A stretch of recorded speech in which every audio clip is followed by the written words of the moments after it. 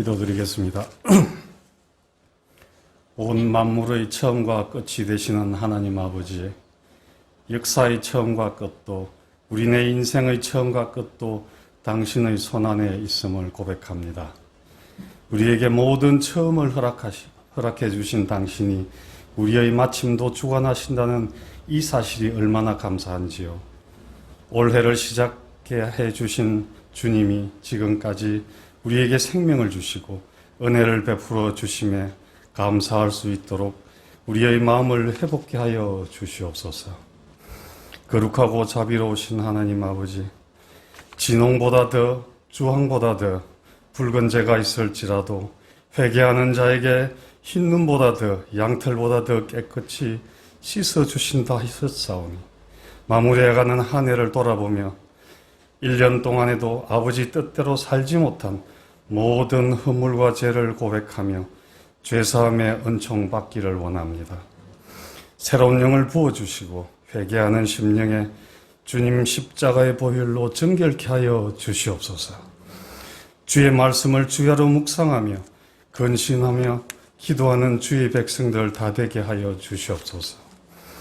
주님, 2020년 한 해는 세계의 경제와 정치는 여러 가지 어려운 가운데 있었고 아직도 세상을 뒤엎고 있는 코로나19로 시달리고 있습니다. 이 역병을 물리치는데 저희 주의 백성들이 앞장서게 하여 주시옵소서. 깨어 기도하게 하시고 때를 분별하여 영성 있는 삶을 살게 하시옵소서. 이웃을 내 몸과 같이 사랑하라 하셨사오니 먼저는 영혼을 사랑할 수 있는 마음을 주시고 나라와 민족을 위하여 기도하게 하시고 방방곡곡 세우신 교회와 종들을 위해 기도하며 대통령과 위정자들을 위하여 기도하게 하옵소서. 아버지를 모르는 심령들에게 복음이 전해져 때를 얻든지 못 얻든지 예비해 놓은 영혼들이 속히 구원의 방주에 들어올 수 있도록 인도하여 주시옵소서. 힘들고 지친 형제를 위해 기도하게 하시고 주의 사랑을 실천하게 도와주시옵소서.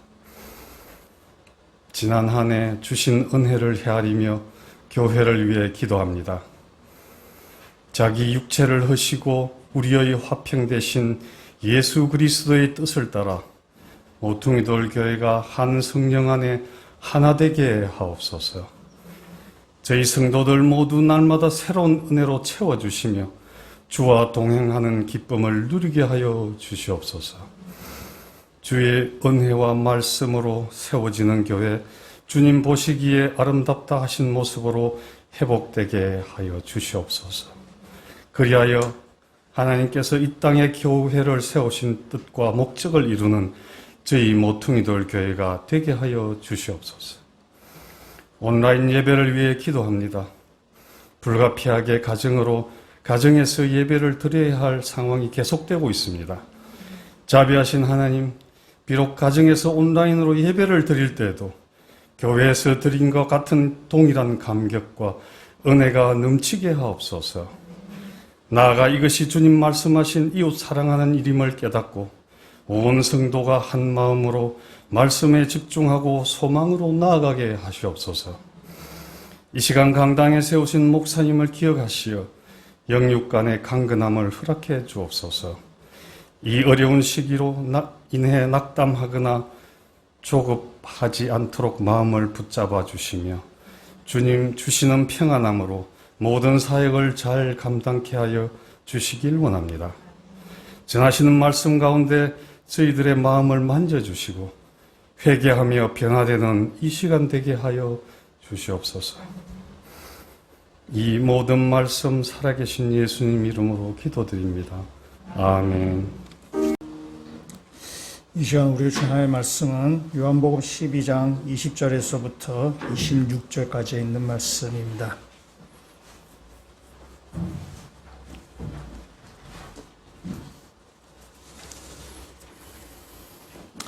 요한복음 12장 20절에서부터 26절까지 말씀 제가 읽고 26절 말씀 우리 같이 읽도록 하겠습니다.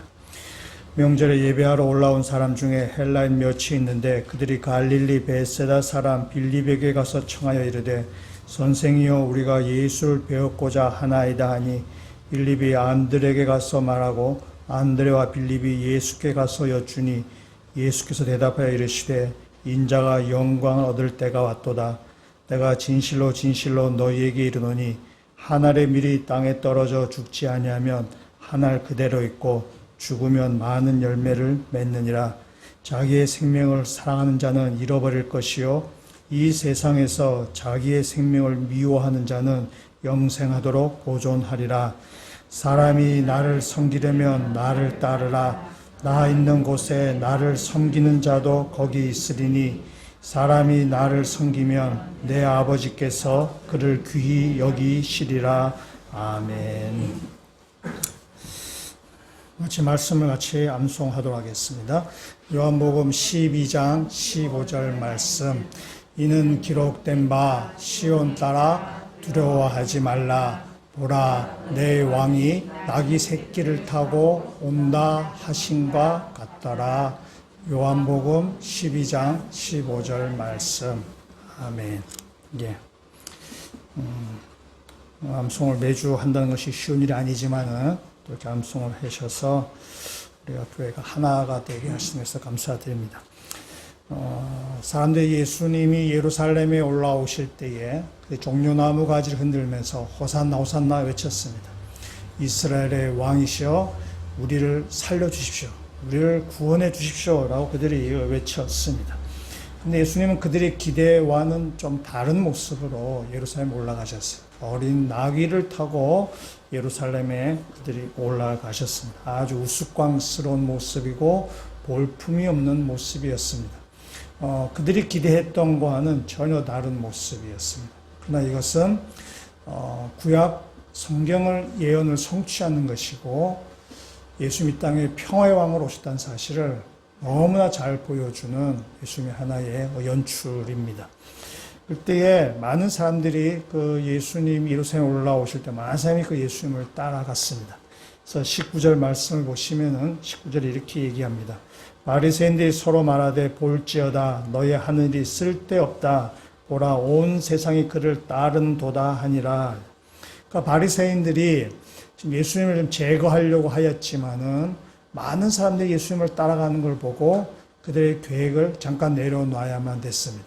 왜냐하면 지금 사람들이 굉장히 열성을 다해서 막 이렇게 사람들을 예수님을 막 이렇게 환영하는데 거기서 예수를 제거한다는 것은 이거는 뭐 거의 불가능한 일입니다. 그래서 바리새인들이 그들의 계획을 좀 뒤로 이렇게 미루거나 뭐 하면서 하는 이야기가 온 세상이 그를 따른도다라고 이렇게 얘기합니다. 그러니까 이 말은 바리새인들이 그들이 의도한 바는 아니었지만은 온 세상이 그를 따르는 도다라는 이 말은 예수님 누구신가를 잘 보여주는 말이에요. 요한복음에 나오는 아이러니한 표현입니다. 그들이 생각하지도 않았다. 그들이 원하지도 않는 거였지만 그 말 자체가 진리를 담고 있는 것이죠. 그래서 바리새인들이 이 예수를 보면서 많은 사람이 그를 따른다라고 이야기합니다. 예수님께서 이렇게 예루살렘에 올라가셨는데 어느 정도 좀 시간이 좀 흐르고 나서 헬라인 몇 사람이 예수님을 찾아오게 됩니다. 여기서 말하는 헬라인이라는 것은 헬라 말을 사용하는 이방 사람들을 이야기합니다. 이 헬라인 몇 사람이 예수님을 찾아와서 예수님을 좀 뵙기를 원했습니다. 그래서 헬라 몇 사람이 빌립을 만납니다. 빌립을 만나서 예수님을 좀 만나게 해주십시오라고 이야기합니다. 빌립은 또 그 얘기를 듣고 안드레하고 이렇게 상의를 해서 예수님한테 그 말을 전하게 됩니다. 복음서에 예수님의 행적이 복음서에 기록되어 있는데 복음서에 나오는 제자들 가운데 많이 나온 제자들은 베드로, 야고보, 요한입니다. 그러니까 웬만한 일엔 다 베드로, 야고보, 요한이 나오게 됩니다. 오늘 본문의 말씀은 헬라인 몇 사람이 지금 예수님한테 왔는데 지금 베드로를 만나는 것이 아니라 빌립을 만납니다. 그래서 베드로가 나올 법도 한데 빌립이 나오게 되죠. 왜 빌립을 만났을까? 중요한 건 아니지만 한번 생각을 우리가 해보면은 예수님의 12 제자 가운데 빌립과 안드레는 헬라어입니다. 다른 뭐 베드로 이건 다 히브리인데 이거는 헬라어입니다. 그러니까 아마 12제자들 가운데 아마 빌립 또 안드레가 아마 헬라 말을 사용한 것 같습니다. 아마 이렇게 상상해 볼 수 있습니다.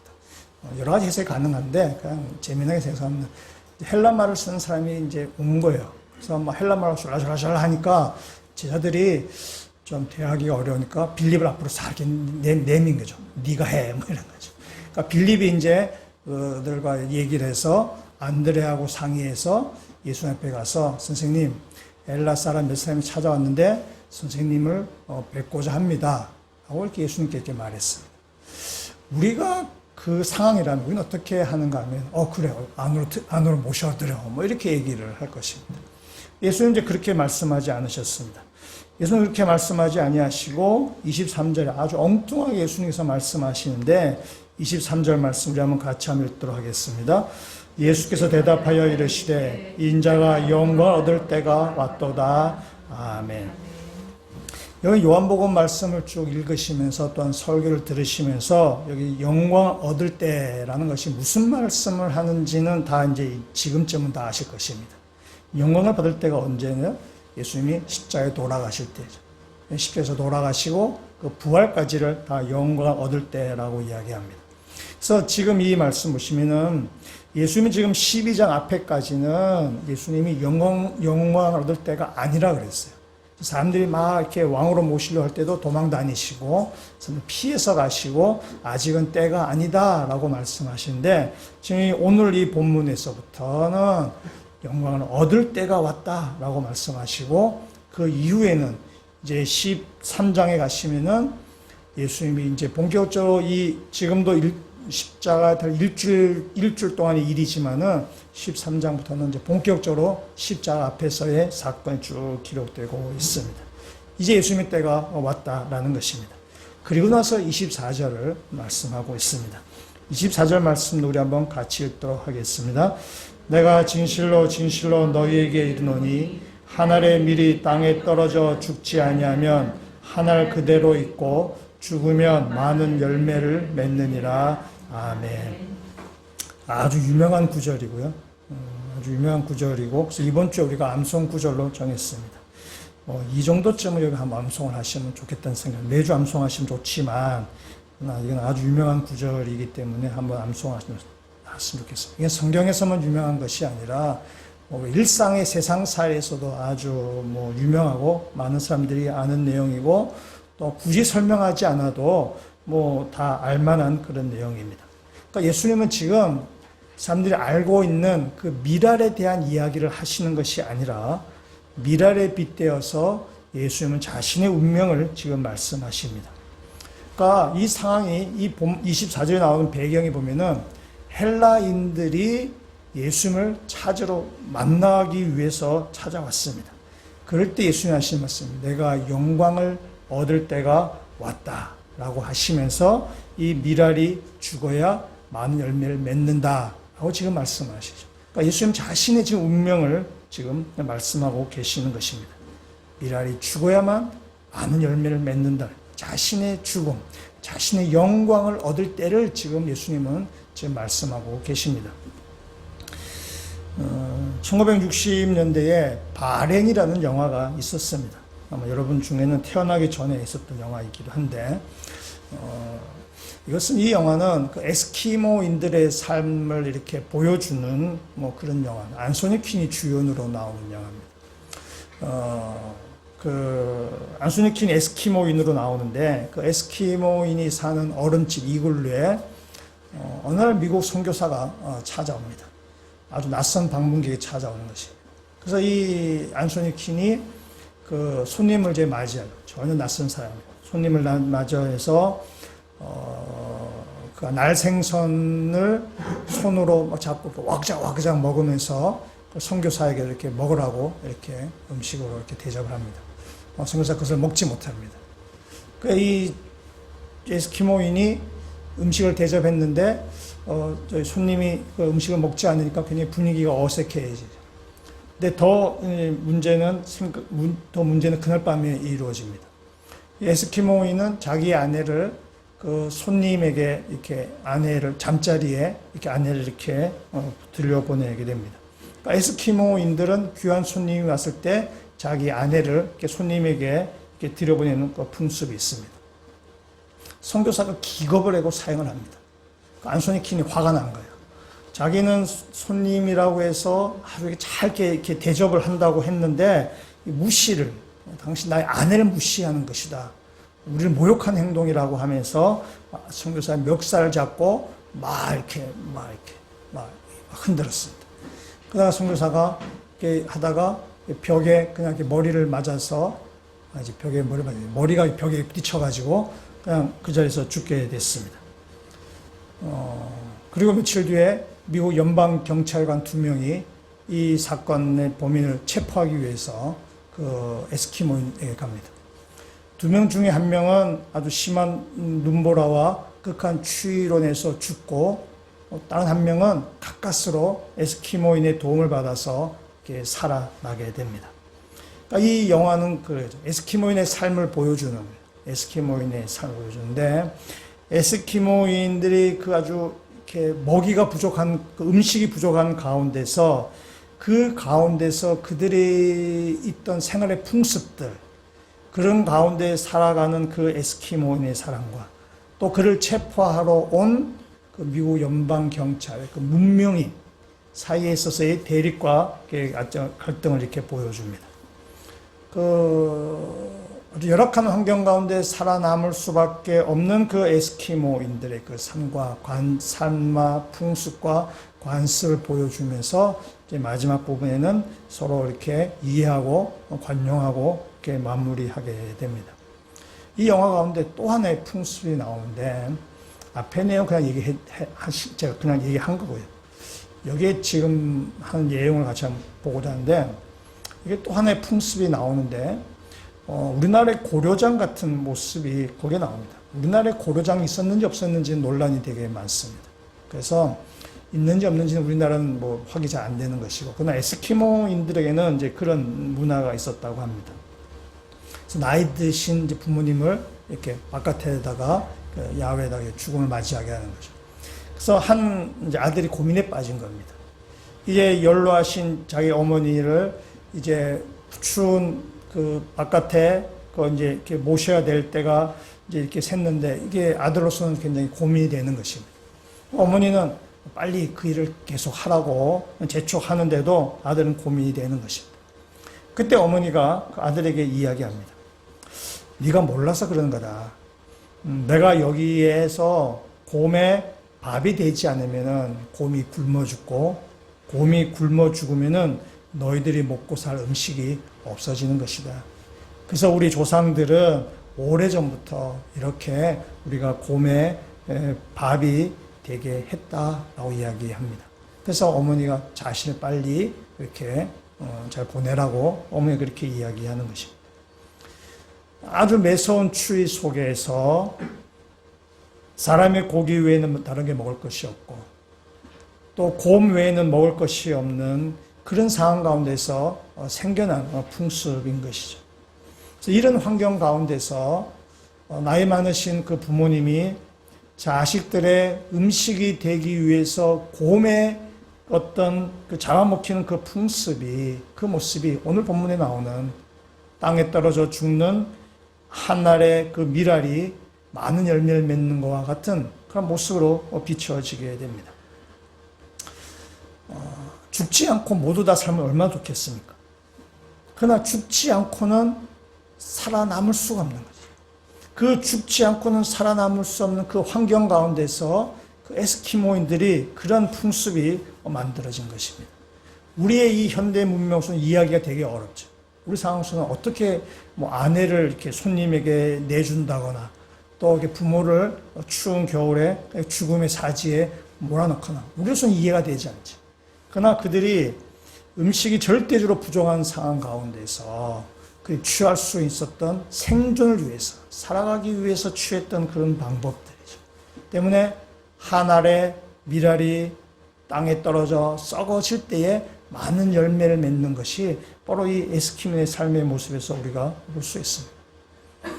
죽지 않고는 살 수 있는 것이 없는 거죠. 예수님이 죽지 않고는 우리를 구원해낼 수가 없는 것입니다. 로마서 6장 23절에 죄의 삭은 사망이라고 얘기했어요. 죄의 문제는 죽음으로서만 해결될 수 있는 것입니다. 죄의 값이 지불돼야 되는 것이죠. 죄의 값이 지불되고 그래서 죽음으로 죄값을 치르고 나서야만 우리 죄의 문제가 해결되는 것입니다. 예수님이 죽지 않고는 우리가 살아날 수 있는 길이 없습니다. 예수님이 우리 죄값을 대신 지불하시고 죽으심을 통해서 우리의 죄 문제가 해결되고 예수님 다시 살아나심을 통하여서 우리의 구원자가 되는 것입니다. 죽어야만 사는 것입니다. 죽음의 역설이라고 말할 수 있습니다. 예수님이 죽으셔야만 우리가 다시 살게 되는 것입니다. 그래서 예수님이 24절에서 말한 이 미랄이 죽어야 하는 이것은 예수님의 운명을 지금 이야기하는 것입니다.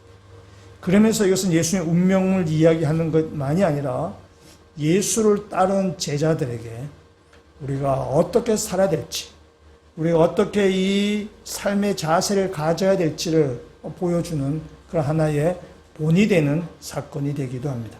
그래서 예수님은 이 미랄의 이야기를 하신 다음에 25절에 이렇게 지금 말씀하고 있습니다. 우리 25절 말씀 같이 읽도록 하겠습니다. 자기의 생명을 사랑하는 자는 잃어버릴 것이요 이 세상에서 자기의 생명을 미워하는 자는 영생하도록 보존하리라. 아멘. 죽어야 사는 죽음의 역설입니다. 죽어야 사는 것이죠. 이것은 예수님만이 아니라 이수신 장로님도 얘기하셨어요. 생즉사, 사즉생. 죽고 잔 자는 살고, 살고 잔 자는 죽는다. 이렇게 말씀하셨죠. 이것은, 이 땅의 어떤 사람들의 살아가는 어떤 참 좋은 어떤 본이 되는 메시지도 하지만은 예수 그리스도의 제자들이 어떻게 살아가야 될지를 우리에게 말씀하시는 것입니다. 여기 보면은 성경에 여기 생명이라는 말에 각주가 달려져 있는데 성경의 각주에 보면 영혼이라고 아마 이렇게 각주가 달려져 있을 것입니다. 그래서 이게 약간 좀 오해할 소지가 있는데 여기에 이 생명이라는 이 말은 헬라어로는 푸시케라는 아마 여러분 좀 많이 들어보셨을 것입니다. 육신의 생명을 이야기하는 것입니다. 이 푸시케라는 것은. 그래서 이 말은 뭐냐면은 여기에 보면 자기의 생명을 사랑하는 자라는 말이 긍정적인 의미가 아닙니다. 자기의 생명을 사랑하는 자라는 것은 육신의 생명을 사랑하는 자라는 뜻이에요. 그러니까 죽지 않으려고 한다는 뜻입니다. 자기 자신을 죽이지 않는 것이에요. 자기를 부인하지 않는 것이죠. 자기가 왕이 되어서 사는 자를 자기 생명을 사랑하는 자라고 이야기합니다. 반대로 자기 생명을 미워하는 자는 누구겠는가? 육신적인 생명을 우선순위에 두지 않는 사람을 얘기하죠. 자기 생명을 미워하는 자. 근데 이 자기 생명을 미워하는 자 앞에 수식하는 말이 있습니다. 이 세상에서 자기 생명을 미워하는 자. 그러니까 이 땅에서의 일에, 이 세상의 일에 우선순위를 두지 않는다는 것입니다. 자기 자신이 왕이 되기를 부정하는 사람이에요. 자기 자신이 왕이 되지 아니한 삶, 그것을 자기 생명을 미워하는 자라고 지금 그렇게 이야기하는 것입니다. 그리고 나서 25절 뒤에 보면은 영생이라는 단어가 나오는데 여기서 말하는 영생이라는 단어는 헬라어로 조에라는 단어를 쓰는데 이것은 영원한 생명을 이야기합니다. 때문에 이 25절의 말씀은 이런 것입니다. 육체의 생명을 포기하고 육체의 생명을 우선순위로 삼지 않는 사람은 조에 영원한 생명을 얻을 것입니다. 라는 말씀이에요. 그러니까 이 땅에 살면서 미랄이 죽는다는 의미는 뭐냐면은 나의 육신적인 어떤 나의 욕심이나 육신적인 어떤 생명의 우선순위를 두지 않고 사는 것. 그런 사람에게 영원한 생명, 영원한 주님과 함께 하심이 그 안에 거한다는 것입니다. 그래서 새 번역 성경은 이렇게 번역을 했습니다. 비슷한 말이지만은 단어에 좀 차이가 있는데 새 번역 성경이 이렇게 번역했어요.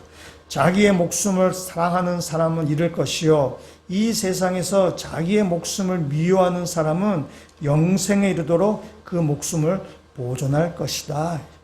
그러니까 미랄이 죽는다는 것은 육신의 목숨을 위해서 사는 삶을 버린다는 의미예요. 미랄이 죽는다는 것은 자신이 왕노릇하지 아니하는 삶, 내가 왕이 아니라 바로 예수 그리스도가 내 삶의 주인이고 내 인생의 왕이라는 사실을 인정하며 사는 것을 이야기하는 것입니다. 그것이 미랄이 죽는 삶을 이야기하는 것입니다. 25절의 말씀을 좀 다르게 표현한 것이 26절입니다. 우리 26절 말씀도 같이 한번 읽어보도록 하겠습니다. 사람이 나를 섬기려면 나를 따르라. 나 있는 곳에 나를 섬기는 자도 거기 있으리니 사람이 나를 섬기면 내 아버지께서 그를 귀히 여기시리라. 아멘. 여러분, 사람이 나를 섬기려면, 그러니까 예수님을 섬기는 사람, 그러니까 예수님을 따르는 사람입니다. 예수님을 따르는데 처음부터 끝까지 예수님을 따르는 사람입니다. 그 사람이 지금 나 있는 곳에 나를 섬긴 자도 거기 있을 것이다. 지금 예수님이 어디로 지금 가고 있는 건가요? 지금 예수님은 지금 십자가의 길로 지금 가고 있습니다. 죽음의 지금 길로 가고 있는 것입니다. 예수님 지금 죽음의 길로 가는데 그곳에 나를 따르는 자, 나와 함께하는 자를 지금 이야기하는 것이죠. 예수님이 지금 십자가의 길로 가고 계시는데 예수님이 십자가의 길을 예수님이 기뻐서 가고 싶어서 가는 그 길은 아닙니다. 하나님의 뜻이기 때문에 그 길을 지금 가는 것입니다. 하나님의 말씀에 순종하며 가는 것입니다. 때문에 예수님을 따르는 사람들은 예수님이 그 가신 길이 우리가 뭐 기쁘거나 뭐 좋거나 해서 가는 길이 아니라 주님이 가신 길이기 때문에 하나님께 순종하는 마음으로 그 길을 가는 것이고 그 십자가의 길을 가는 것입니다.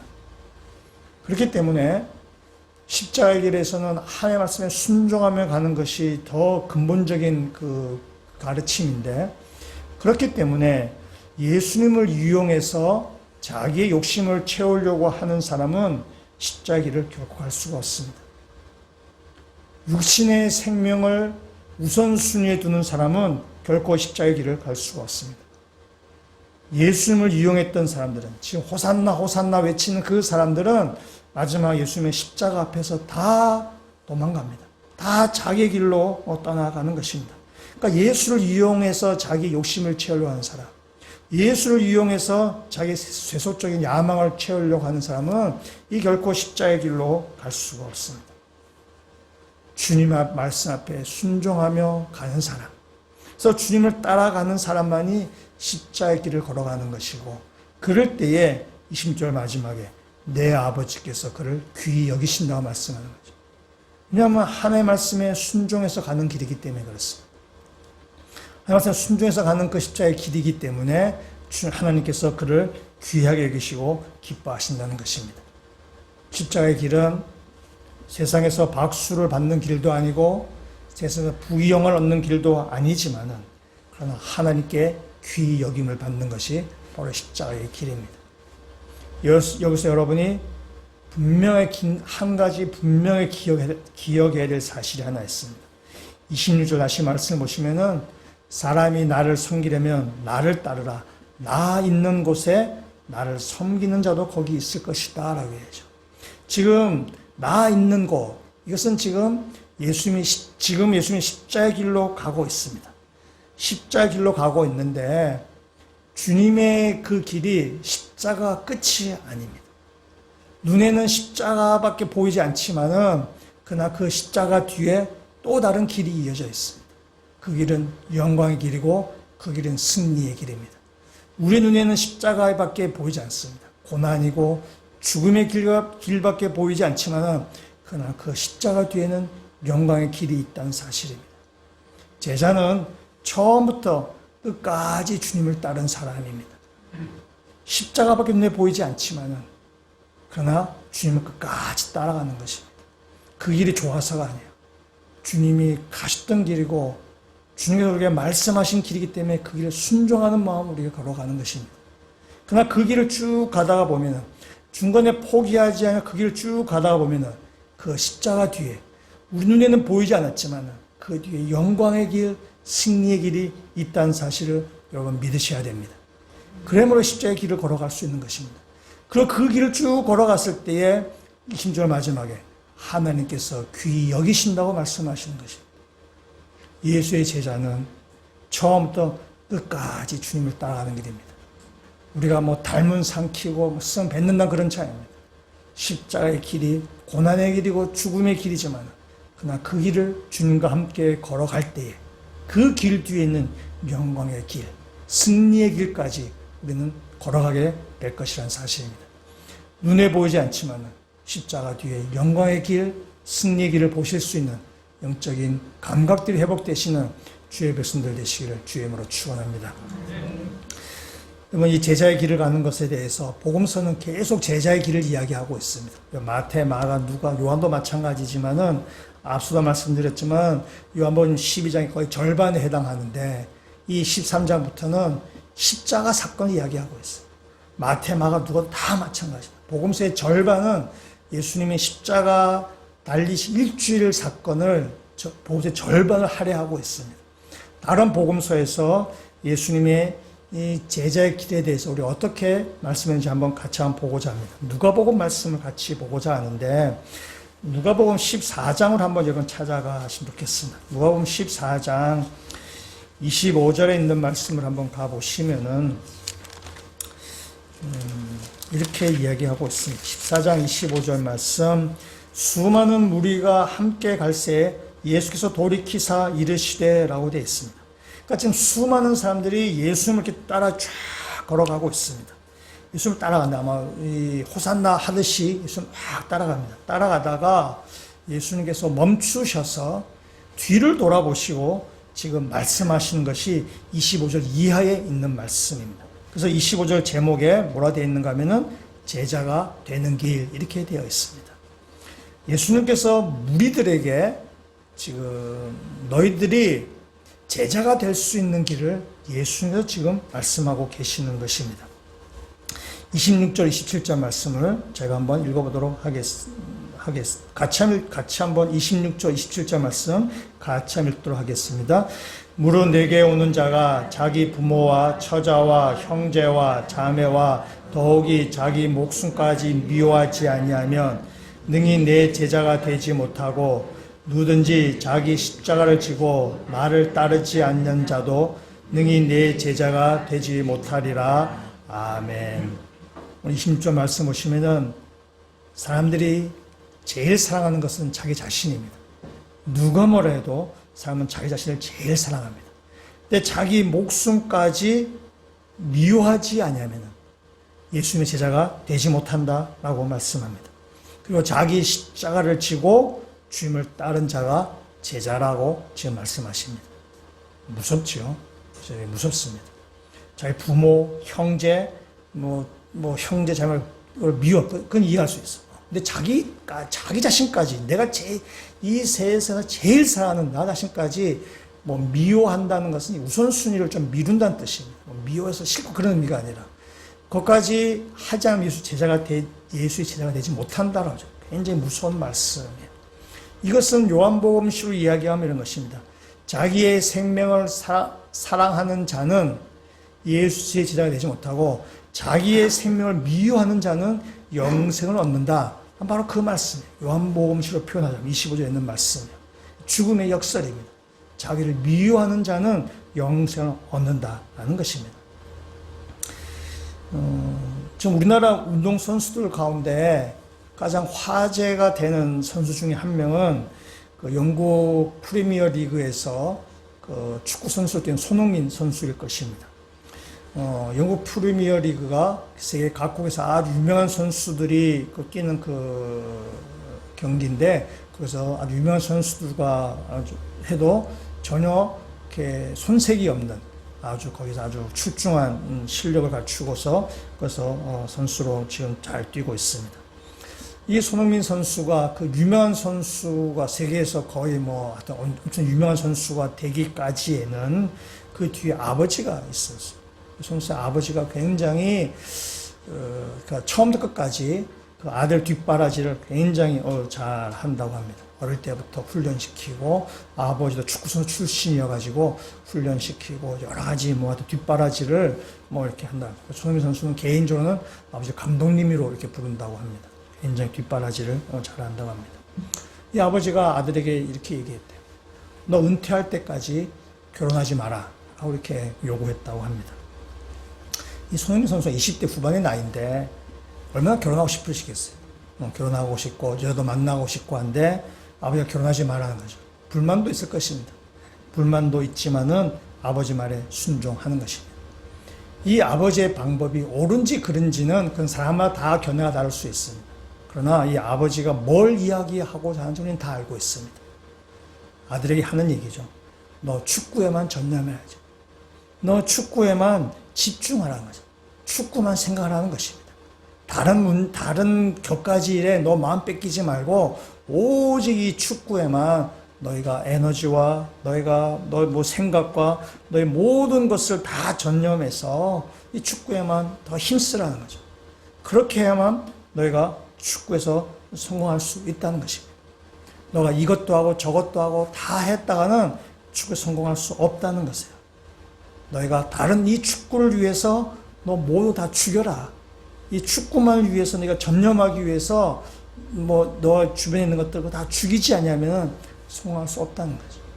운동선수들 가운데 여자 문제들로 인해서, 스캔들로 인해서, 도박으로 인해서, 여러 가지 또 뭐 이런 것들로 해서 아주 이렇게 재능이 많은 선수들 중에 탈락하는 경우들이 꽤 있습니다. 다른 걸 다 했다가는 그 운동선수가 승리할 수가 없는 것이죠. 아버지는 그 사실을 알고 우리가 좀 가혹하다 할 정도로 그렇게 아들에게 요구하는 것입니다. 그래서 이 아들이 손흥민 선수가 아주 세계에서 아주 유명한 선수가 되어 있는 것입니다. 죽어야만 사는 것이죠. 죽음의 역설입니다. 지금 예수님께서 그 말씀을 좀 하시는 것입니다. 누가복음에 뒤따라오는 많은 무리가 있습니다. 많은 무리가 있는데 예수님이 가시다가 암만 생각해봐도 안 되겠다 생각하신 것 같아요. 그래서 뒤돌아서서 말씀하시는 것입니다. 무리가 군중이 아무리 많아도 그래서 헛방에 불과한 것이죠. 예수님은 이 땅에 인기몰이하러 오신 분이 아니세요. 예수님 이 땅에 제자를 만들기 위해서 오신 것이죠.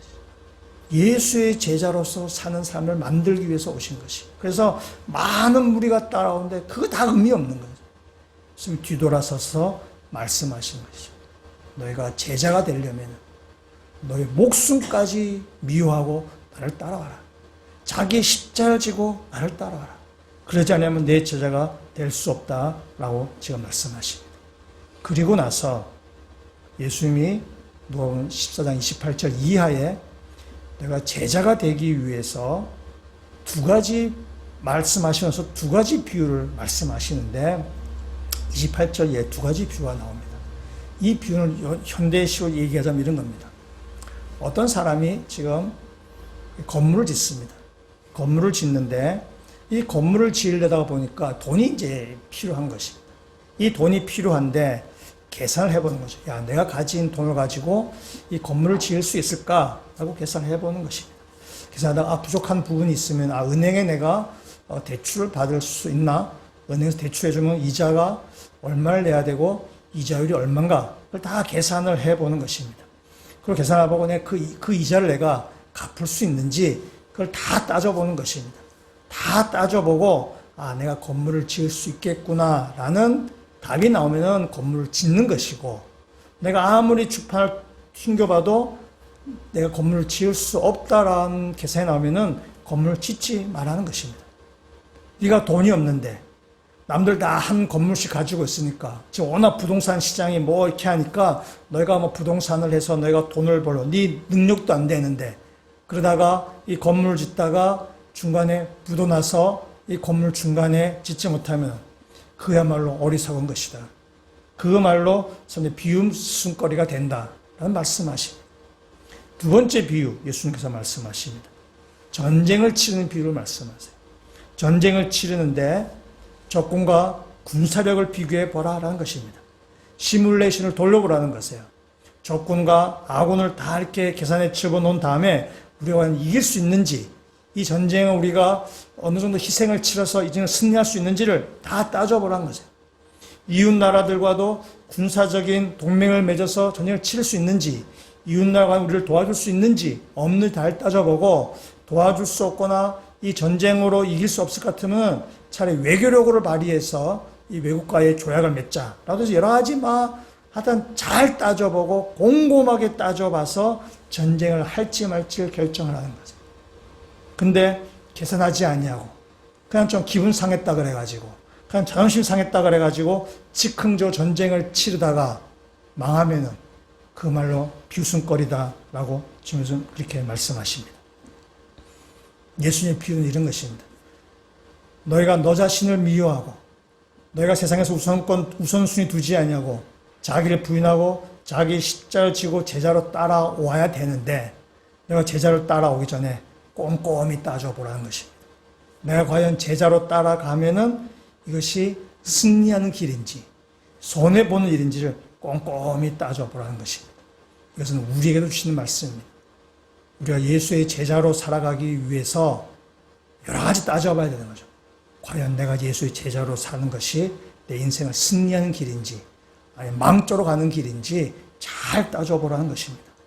왜냐하면 내 인생 전부를 거는 일이기 때문에 그렇습니다. 내 인생의 전부를 거는 일이기 때문에 그냥 즉흥적으로 기분으로 남들 다 하니까 하는 것이 아니라 내 인생을 거는 도박이기 때문에 도박이라는 표현 죄송하지만은 내 인생은 모든 것을 거는 거기 때문에 꼼꼼히 따져봐야 되죠. 꼼꼼히 따져보지 아니하고는 중간에 예수의 제자로 가는 길은 십자의 길을 걸어가는 길이고 고난의 길을 걸어가는 길이고 아픔의 길을 걸어가는데 그 길 가다가 중간에 힘들다고 중간에 그만두면은 그건 조롱거리밖에 되지 않는다 라고 주님께서 지금 말씀하시는 것입니다. 우리 인생 전체를 거는 길입니다. 예수의 제자가 된다는 의미는 내 인생의 반쯤 걸어놓고 반쯤 이렇게 딴짓 피우는 것이 아니라 내 인생 전체를 올인하는 것이 바로 예수의 제자로 살아가는 길입니다. 눈에 보이는 십자가만 보고 그 눈에 보이지 않는 십자가 뒤에 영광의 눈을 보지 못한다면 결코 내 인생을 거기에 예수의 제자의 길에 내 인생을 걸 수가 없습니다. 그런데 십자의 길만이 아니라 십자가 뒤에 있는 영광의 길까지 볼 수 있는 영적 안목이 있으셔서 여러분 인생을 예수의 제자로 사는 일에 올인하시는 그 믿음의 성도가 되셨으면 좋겠습니다. 한 가지 더 권면드리고자 하는 것은 여러분 인생 전체를 거셨다면은 인생을 전체를 거신 거에 걸맞게 행동하셔야 됩니다. 내 인생 전체를 걸었기 때문에 내 인생을 전체를 올인해서 사시기 때문에 이 땅 가운데 다른 데 한눈 팔지 아니하고 오직 예수 그리스도의 제자로 사는 것입니다. 그것이 내 인생을 온전히 건 삶의 태도인 것입니다. 그것이 예수의 제자의 모습이라는 사실입니다. 우리나라에 복음을 전해주기 위해서 수많은 선교사님들이 우리나라에 찾아왔습니다. 그들은 그 인생을 걸고 우리나라에 찾아온 것입니다. 그 중에 미국의 프레드릭 밀러 선교사 부부가 있습니다. 한국 이름으로 민로와 선교사입니다. 이 선교사님의 집안 굉장히 유복한 가정입니다. 아버지는 의사이고 6남매인데 그 중에서도 의사들이 쭉 있습니다. 굉장히 유복한 가정입니다. 1892년에 조선에 들어와서 서울에서 9년, 그다음에 청주에서 37년 동안 사역을 했습니다. 그래서 충청북도와 청주 지역에 복음을 가져온 선교사님입니다. 우리나라에서 45년 동안 사역하셨고 1937년에 소천하셔서 청주 일신여학교에 지금 그 묘비가 세워져 있습니다. 이 밀러 선교사가 1892년에 조선 땅에 처음 들어오게 됩니다. 이 부부가 자녀가 없어서 고민했는데 입국하고 나서 6년 만에 첫 아들이 태어났습니다. 그리고 8개월 뒤에 이 첫 아들이 하늘나라로 떠나가게 됩니다. 조선의 당시에 1892년에 조선의 그 열악한 환경, 비위생적인 환경 가운데 적응하지 못하고 떠나간 것입니다. 아들 시신을 양화진에 묻었습니다. 그리고 3년 뒤에 좀 아픔이 조금 이제 묻어져 갈 쯤에 둘째 아이가 생겼습니다. 얼마나 아이를 기대했겠어요. 아이를 기대하다가 이 둘째 아이가 1902년에 태어납니다. 그리고 하루 만에 둘째 아이 역시 하나님께서 데려가십니다. 그 1년 뒤에 1903년에 이 아이를 잃은 슬픔을 이기지 못하고 그의 부인이 또한 세상을 떠나게 됩니다. 아내도 잃고 두 아들도 잃었습니다. 이 모든 일을 지켜보고 있던 그 조선의 사람들, 이 조선의 사람들이 선교사에게 묻습니다. 당신이 전한 예수가 대체 누구기에 이렇게 당신을 힘들게 하는 겁니까? 라고 묻습니다. 이때 밀러 선교사님이 그들에게 대답하는 대신에 찬양을 한 곡 부르기 시작했습니다. 이런 찬양입니다. 예수님은 누구신가? 우는 자의 위로와 없는 자의 풍성이며 천한 자의 높음과 잡힌 자의 노임되고 우리의 기쁨 대신에. 예수님은 누구신가? 약한 자의 강함과 눈먼 자의 빛이시며 병든 자의 고침과 죽은 자의 부활되고 우리 생명 대신에. 예수님은 누구신가? 추한 자의 정함과 죽을 자의 생명이며 죄인들의 중보와 멸망자의 구원되고 우리 평화 대신에. 예수님은 누구신가? 온 교회의 머리와 온 세상의 구주시며 모든 왕의 왕이요 심판하실 주님 되고 우리 영광 대신에. 예수님은 누구신가를 20개의 어떤 이야기를 쭉 담아놓고 있습니다. 이것이 우리가 찬송가 96장에 나오는 예수는 누구신가입니다. 우리 1절만 같이 한번 불러보도록 하겠습니다. 예수님은 누구신가? 우는 자의 위로와 없는 자의 풍성이며 천한 자의 높음과 잡힌 자의 노임되고 우리 기쁨 대신에. 아멘.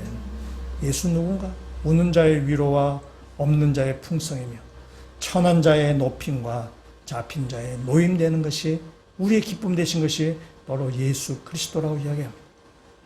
두 아들과 아내를 여의는 고통을 겪지만 이 밀러 선교사는 그의 사역을 예수의 제자로서의 그 길 끝까지 걸어갑니다. 이 조선 땅에서 45년 동안 사역을 했습니다. 그리고 지금은 하나님께서 귀하게 여기는 자리, 하나님의 그 우편에 앉아 계실 줄로 저희들은 믿습니다.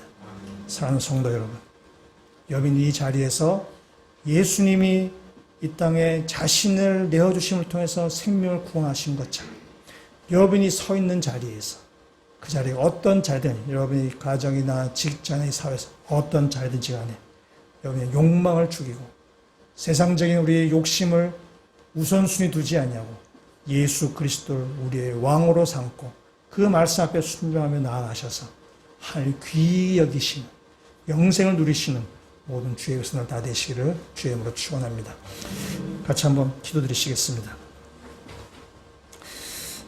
주님께서 죽으셔서 우리의 영생을 얻었음을 저희들이 믿습니다.